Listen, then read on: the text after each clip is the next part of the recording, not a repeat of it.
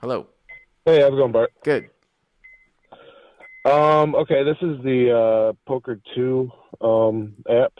Okay. 1-2 Poker. game. Yeah. Okay. One, The two. poker, yeah, So yeah. does that means that you know the people that you're playing against, right? Like it's a little bit different than Poker Bros where you could have like an open player pool. It's a somewhat private game. Is that right? On poker, the table. Yeah, it's a club. Oh, There's about 850 people in there. oh, Um, then you can be yeah, playing but it's against mostly people. I mostly see the same people. Okay. Okay. But you can switch your screen name on there. You can or you can't. You can. Oh, okay. Okay. Yeah, So one, I've done two. it a few times. Yep. All right. So one, two, no limit Okay, online. okay, yep. Five-handed. Uh, Villain is 635 effective. Okay. Um, he's in the cutoff. He raises to 10. I'm in the big blind. Um, I have King Diamond, King Heart, Okay. and I raise to 40. So you three bet to 40. Okay. Yep. And he calls. And your heads up. And heads up, yep. Okay. And the flop is 10 spade, 9 heart, 2 club. So 10 of spades, nine of hearts, deuce of clubs. So Yep. obviously you have an overpair here. And again, this is one where you can fool around. Like if you really, really want to get into it, and I don't think it's unbelievably necessary at the smaller stakes, but you can use like a tool like Flopzilla, and you don't have to look necessarily at solvers, but even you can even look at Poker Cruncher, the one that's for the desktop actually, that's more robust than the one on the phone. If you're like, I wonder like what boards are better for me as the pre-flop three better in a tight configuration where I'm going to have premium hands here because I can call with a lot of other things because I'm closing the action. And I wonder, what is the cutoff's sort of defending range? If you figure out the cutoff's defending range to three bets and you plug it in just to sort of a hand matrix, like I said, it doesn't have to be a solver, you can just start to see, oh, like which hands have equity, like how often is he flopping two pair plus here, right? Like, okay, 9-10 suits, two combos, he's got three sets of 10, or three sets of tens, three sets of nines, maybe three sets of deuces. So it's like, 11 combos that are going to beat your single pairs. And then, of course, he's got equity, like with Queen Jack and 7-8. It's just an interesting thing to fool around with. But I mean, I would still say that this board is still going to favor you, even though he has more tens and nines and he's got deuces and nines than you. So I would certainly still bet at 1-2. Right. Yeah, so I bet out 27, so third pot. Small. Okay. Yep. Yep. He calls. Okay. So it looks like the pot 54 is like 136 ish, something like that, right? Yep, yep. Yep. Okay. Turn is three of diamonds, so it's a rainbow board. Pretty good. Pretty good blank for you. Yeah, I thought so. I bet out 70. So hero bets 70. Now, what I would say though is usually this is sort of an in between sizing here. Usually you would take sort of a one third or kind of a pot sizing, or usually the two things when people are sort of shortcutting. What I've seen is that the half pot sizing isn't necessarily chosen as a sizing that's looked at all that much. It's not necessarily wrong, but it usually what I see is sort of favorite is one third or basically full pot here on a blank turn on a card that doesn't really change much on the turn, and it's normally sort of reflective of the larger sizing. Now, because you use such a small sizing on the flop, I think that the opponent might defend with pocket threes here sometimes. So if you were to add another, three sets of combos here in terms of his thick sort of nut types of hands, you've got two pairs, 10-9 suited, and then 12 sets. So it would be like, 14, 13, or 14. But I mean, if you look at he's calling with all his suited tens and then sometimes with other pairs, I mean, I still think, you have a range advantage, as they would say. He might have a nut advantage in some cases. But okay, you bet 70. If he makes the call, the pot's going to be 276. And one of the other reasons for betting large is to start getting more money into the pot, because pot's going to be like 276 and he's going to have like, 500 left. So you don't really set up that pot size shove if you want to get him to call down with a 10. Okay. Yeah. Yeah, and he raises to 170. Okay. So he raises to 170. Interesting. Yep. Okay. So it's 10 of spades, 9 of hearts, deuce of clubs, 3 of diamonds. So there's no flush draw out here. And I mean, we start to think about, well, what draws would he raise with? And it's interesting because from what I've seen, obviously online, it can certainly be different, but you're looking at 15 years of live playing. And also too, as I've talked about before, when I do commentary for like 4 hours on a show, I look at that as like 40 hours of live play.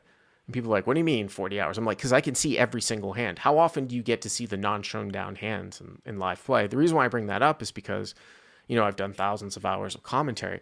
I can't remember a hand, especially at the smaller stakes, where someone has sort of delay sort of turn raised, especially in position as a semi-bluff. And what I mean by that is that, maybe, okay, like years ago, you might see a guy raise on the flop with queen jack. Maybe once in a while you see him raise with like jack 8, 7, 8. What I didn't see was call and then raise turn. especially when That's you what I was size, thinking. especially Like when a you hand like size a up queen on jack turn. suited. Yeah, like a queen jack suited, you would have raised on the flop more likely. And then also too, yeah, you have small sizing. I mean, and then also too, it's, I think the newer school approach is to go kind of call, and then maybe bluff the river on a blank if you check. If someone had queen jack, it would just, and then now this sizing sort of seems very, I mean, it's too far of an exploitable fold to make, I feel like. And like, I mean, I've made a fold like this before. I would literally have to know the guy and played with him for thousands of hours, like I did at the bike sometimes during the day at 5:10. I mean, I think you have to call and see what develops, but I'm not finding a ton of bluffs here. Let's put it this way, especially to this sizing. Right. Yeah. I mean, well, there's a lot of people on here or on there. Uh-huh. Or if they made this play, we didn't know. It's like they have it every time, basically.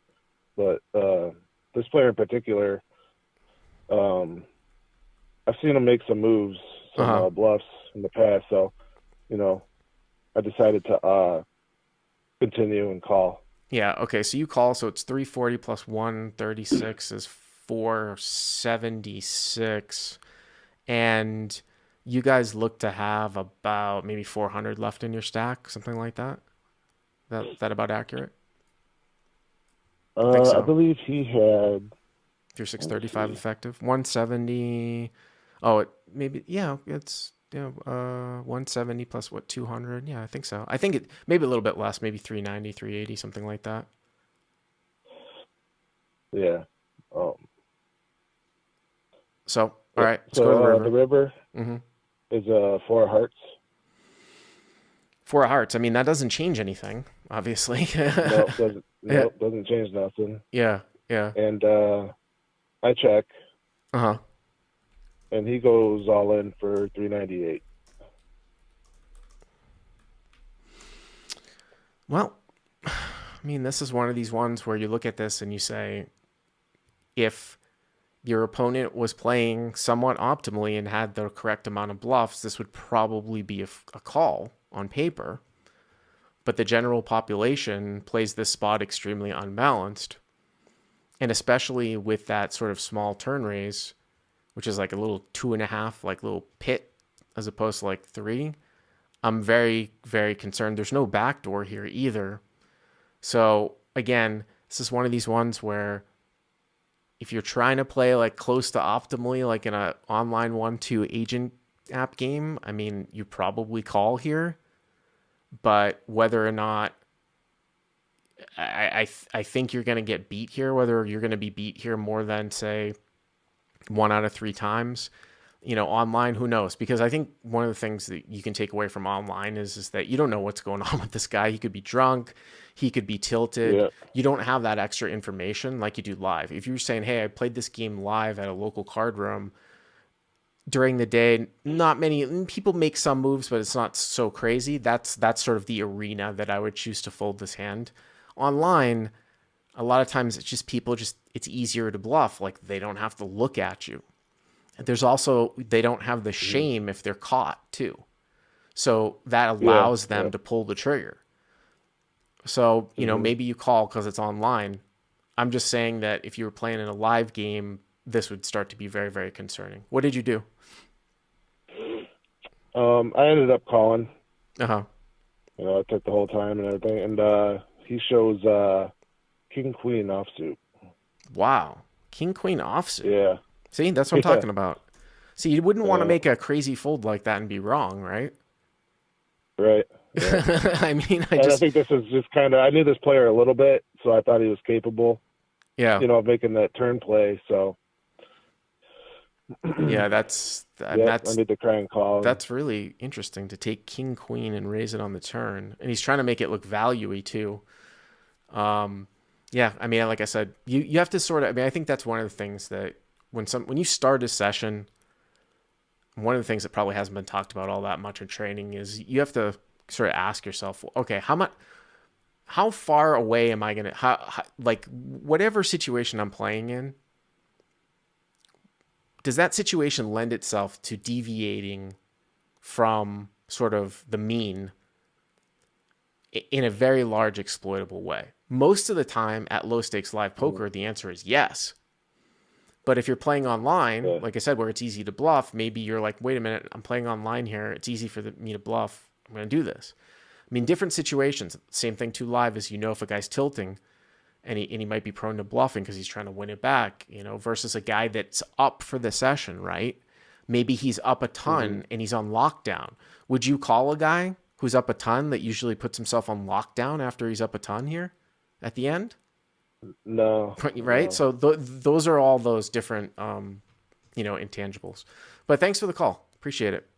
All right. Yeah, thanks. If you like what you've seen here, please hit the subscribe button. And if you enjoyed this call-in hand, hit the like button down below. To check out crushlivepoker.com, click on the link in the description. Use the code YTA300 to get the first 30 days for free.